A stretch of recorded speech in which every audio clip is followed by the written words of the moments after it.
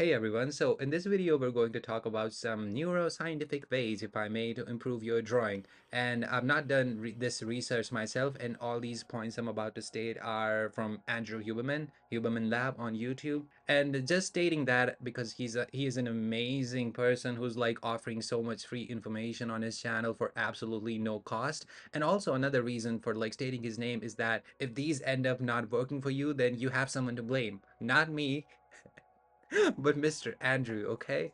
I'm just kidding. Like, he's never really wrong, by the way. He has his own research lab and he's providing all this information for free. So suck it up and just listen, go to his channel. And like, there's abundance of knowledge there for like every single thing.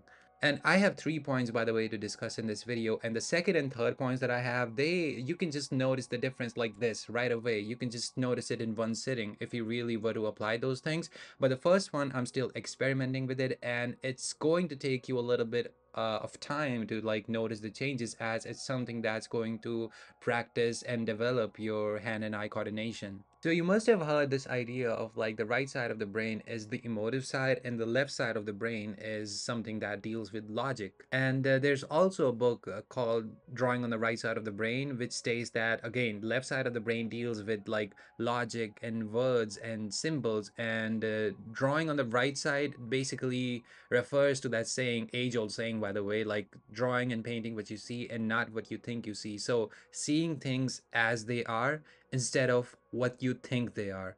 And this statement is kind of like, it kind of got over my head when I first listened to it, but then it made sense. And then I learned about open loop and closed loop activities. And it's important to learn about these things because like you need to make sure that the marks are at the accurate places and you're not missing the positioning of them. And I don't want to like make this video a little bit too technical, so like I'll just say open loop activities, you get the feedback after you've done that action and then you can adjust whatever you did. And in closed loop, you're adjusting as you go. An example of open loop would be just to have like hatching marks as you're getting feedback, and closed loop would be like drawing a circle, just starting with a soft motion and then you're kind of digging into the piece of paper and adjusting as you go. Now, where does this actually work? I am a huge believer that drawing, like I said before, I preach that on my channel, it's not exactly something that requires a lot of motor skills, like you're just making a motion with your wrist or your shoulder. And a great way to just develop your hand and eye coordination would be like, let's say you're drawing hatching lines. So just go from left to right, right to left, and up to down to upwards. And let's say you're drawing like just these small exercises that you see everyone doing. I don't really want to like go too deep into those exercises, as they can be as simple as like drawing a circle. Like let's say you're drawing faces using Loomis method, then you can just practice like drawing circles. And trust me, even if it sounds easy, it is not easier to do. And let's say you're doing this practice warm-up session for like 15 minutes a day, and repetitions per minute matter much more than getting it right.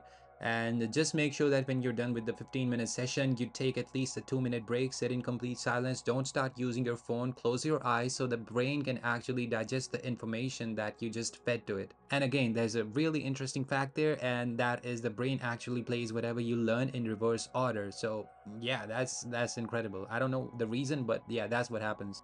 The second reason ties into the alertness that you have while drawing, and it's also again something that I preach on my channel a lot, that people are not really there when they're doing certain things. And believe me, even if you were to like practice for like 30 minutes a day, but that's like focus work and you're not letting your mind wander off, that's really incredible. And for that tip, you can make sure that your alertness is really high during that 30-minute session. And to increase your alertness, you just need to make sure that the canvas or the sketchbook that you're drawing on is at least on an eye level and perpendicular to the surface of the table. Like if you see my old drawing videos, I almost always had the sketchbook laid flat down on the table, and it's something that made me lazy. And it's not, I used to think like, oh, it's just me, but it's not exactly just me. It's just what happens when you're like stooped down and like you're looking down on the piece of paper, or like you're reading from a book on the tablet, and it's not really on eye level. It's something that really kind of messes up your focus and your alertness. And the third and the final thing would be just to make sure that you're kind of engaging in deep bouts of work for at least like 90 minutes,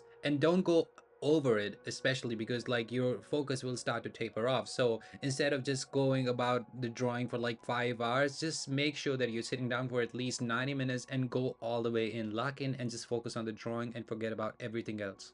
And what's really important is how you disengage after this 90 minutes of work. So you don't want to start looking at your phone. You don't want to text back people, scroll through Instagram reels. You don't want to do that. Anything that just kind of tapers your focus into the narrow screen, or like even reading a book, that's bad. You want to disengage in a proper way. And that means you can just move around, go outside, sit in the balcony, or like look at the sky, look at the mountains, something that requires you to have like a wide eye focus, if that makes sense. That's the way you should disengage. And the best way to do it would be just to like sit in complete silence and like close your eyes instead of just like using your phone.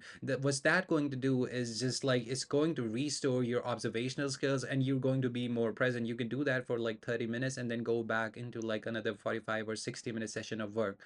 And yeah, I guess that's about it for this video. And I will link down, I will try to find those videos exactly which states the things that I'm talking about. And yeah, I hope something in this video helped you out, and I will see you next week.